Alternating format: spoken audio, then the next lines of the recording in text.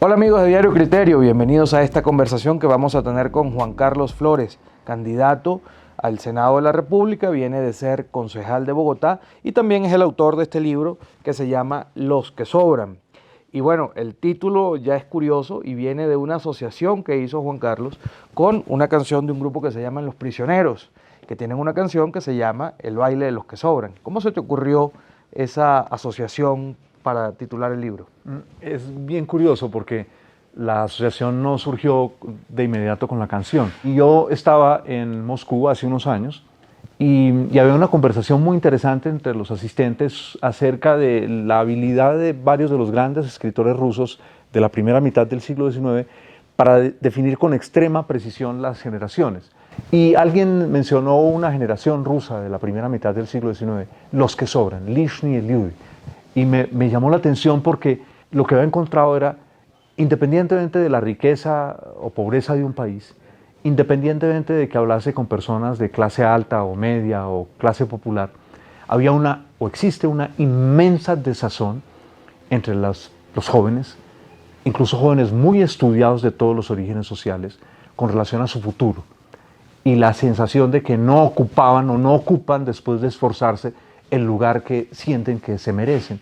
Y ese término, los que sobran, de la literatura rusa, fue muy influyente en la vida rusa de aquel entonces. De hecho, hasta el día de hoy se mencionan a los que sobran en Rusia.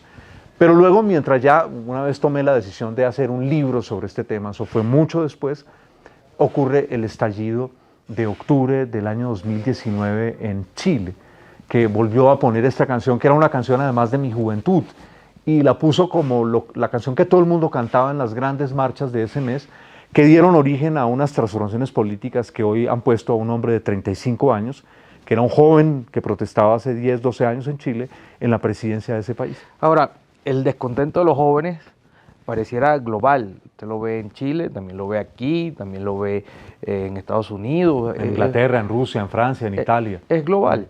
Entonces la pregunta sería, ¿qué tan lejos está una generación joven de poder llegar al poder? Tal vez el segundo capítulo de mi libro está muy centrado en Chile. Chile es un país donde se realizan siempre experimentos muy interesantes. Y ahora hay un nuevo experimento. Los jóvenes que protestaron hace 10, 12 años, hoy son el gobierno de ese país. O van a ser, porque la posesión finalmente es en marzo. Entonces, yo no descarto para nada eso. Los cambios tan vertiginosos que están teniendo lugar en el mundo, obviamente van acompañados de una inercia. Hay cambio y hay inercia.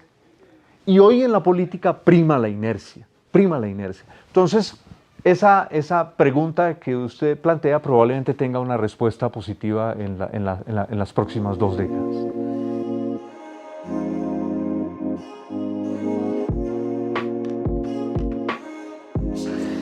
¿Cómo se adapta el libro al contexto actual de la campaña presidencial colombiana? Fregada pregunta, porque el libro no es sobre Colombia. Colombia siempre está en el fondo del libro. Entonces yo intenté escribir un libro en el que la referencia no fuera Colombia, sino que nos obligase a pensar cómo es Colombia en este contexto que Juan Carlos Flores nos trae y nos describe. Pero sí hay un elemento importante y es el descontento de los jóvenes de todas las clases sociales es inmenso con el sistema, aquí y en cualquier otro lugar del mundo. El político que no comprenda eso, los políticos que se queden en las viejas formas, los políticos que todavía crean que pueden manipular a los votantes, y manipular, no seducirlos, no atraerlos, sino literalmente manipularlos a través de cascadas de propaganda anticuada, además ya que uno ve regadas por las calles, están completamente desfasados. Pueden ganar, pero no van a lograr gobernar bien. Bueno, su respuesta me sirve para vincular con lo que es su propuesta de campaña. Es una propuesta de campaña de costo cero. ¿Cómo está ideada esa propuesta y cómo se logra eso?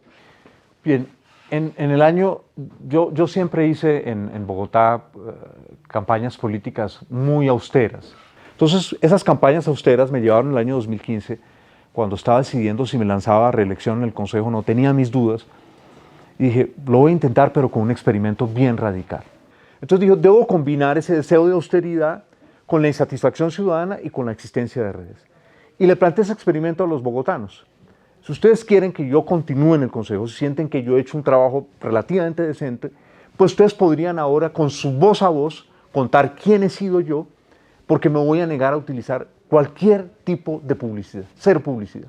Y mi única campaña va a ser salir a las calles a hacer pedagogía de lo que yo he hecho y de las posibilidades que podrían darse si soy reelegido. Al final, en las elecciones de octubre del año 2015, obtuve la tercera votación al Consejo, cerca de 33.000 votos, sin haber gastado un voto, un peso, que era mi promesa, pero también sin reclamarle un solo peso al Estado, porque hubiera sido enriquecimiento ilícito, ¿cierto? Al no gastar no podía presentar cuentas.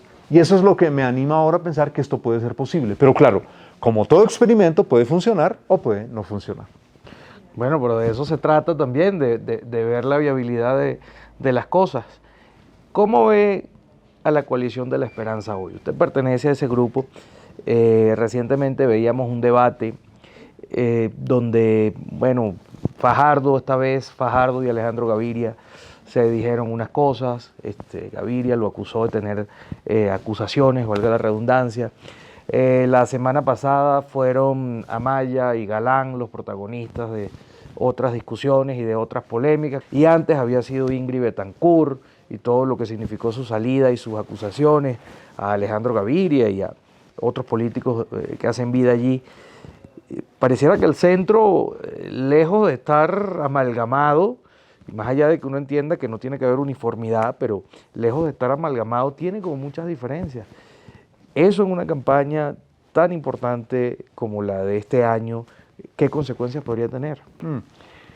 Bien, hay una cosa que los políticos no terminamos de comprender, o los que a veces salimos a la escena política, y es que la forma tiene tanto valor como los contenidos. Los contenidos son débiles. La ciudadanía se queja de que las campañas no están yendo a los asuntos verdaderamente de fondo. Y como los políticos se revelan incapaces de ir a los asuntos de fondo, como se quedan en la superficie, entonces el debate de fondo que la ciudadanía espera es cambiado por un circo de acusaciones mutuas. Y la Coalición de la Esperanza en ese aspecto no ha estado a la altura. Y yo como integrante de esa coalición debo decirlo con sinceridad. Es decir, que candidatos de la Coalición de la Esperanza que se presentaron inicialmente como no clientelistas salgan en busca de la clase política no está bien. Que lo que debió haberse hecho antes. O sea, a mí me sorprende que ahora vengan a sorprenderse algunos precandidatos diciendo es que el otro es no sé qué. Hombre, pero eso lo debió haber sabido antes o lo sabían de antes. ¿Por qué se lo guardaron? ¿Por qué no lo sacaron desde el inicio? ¿Por qué no dijeron, yo no deseo estar en una coalición así? De manera que lo que se debe hacer ahora es ir tras los problemas de fondo. ¿Por qué en vez de airearse los trapos sucios al aire? Claro, si hay algo que hay que mencionar, hay que decirlo, por supuesto. Pero ¿por qué en vez de centrar sobre la campaña en el insulto, en el desprestigio del adversario, por qué no centrarla en lo que realmente importa? Un candidato tiene que pensar que su hoja de vida tiene que valer por sí misma. Si lo cuestionan, tiene que salir a defenderse. Pero armar una campaña contra el desprestigio de los otros, hombre, eso no está bien. Y por ahí ustedes no van por buen camino, mis queridos precandidatos del Centro Esperanza. ¿Cómo evalúa, siendo usted un conocedor de Bogotá, la gestión de la alcaldesa Claudia López? Es una pregunta fregada, pero la voy a responder con sinceridad. Yo no he sido nunca seguidor de la alcaldesa, pero a mí me pareció tremendamente valioso que una mujer que había tenido la audacia en un país tan conservador como Colombia de presentar su identidad sexual sin avergonzarse, ganara la alcaldía de Bogotá. Pero ella llegó y a mí personalmente me ha sorprendido. Me ha sorprendido su estilo arrogante de gobernar. Me ha sorprendido su mirada despectiva a muchos de los electores que ella buscó con angustia en esas semanas finales cuando su competidor, su más cercano competidor, le pisaba los talones. Y lo que más me preocupa, si llegase un extranjero o una persona de otra ciudad de Colombia y me preguntase qué es lo que identifica la gestión de la alcaldesa de Bogotá, yo no sabría decirlo. No sabría decirlo. Es decir, no ha logrado en estos más de 2 años y medio centrarse en un aspecto de fondo y empezar a mostrar soluciones. Mire un tema que nos agobia a los bogotanos. Hoy hay una suerte de parálisis de la inseguridad en Bogotá.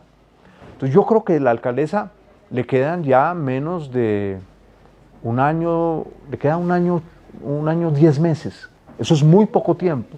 Si no corrige el rumbo, ella se va a convertir en una inmensa decepción en la historia de la ciudad.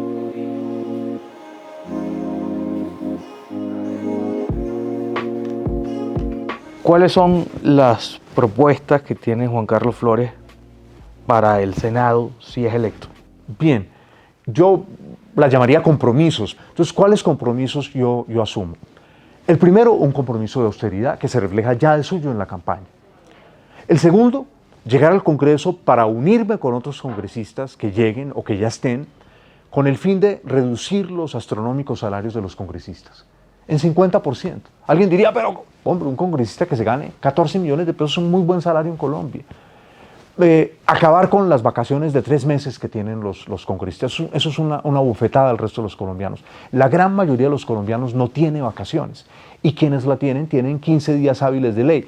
Claro, alguien me podría decir, sí, pero está la vacancia judicial, eso es otra cosa, pero no son 3 meses tampoco, no es ese abuso.